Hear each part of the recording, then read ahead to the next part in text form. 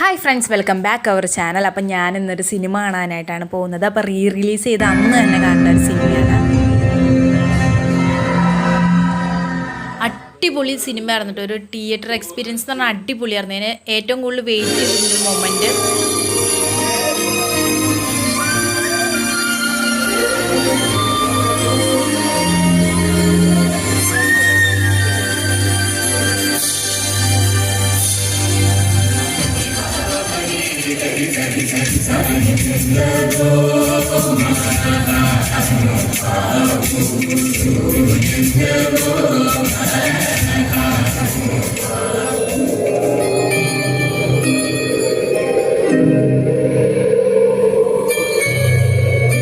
ആ ഒരു പാട്ട് തന്ന ഒരു എഫക്റ്റ് ഉണ്ടല്ലോ, അത് നമുക്ക് പറഞ്ഞറിയിക്കാൻ പറ്റില്ല.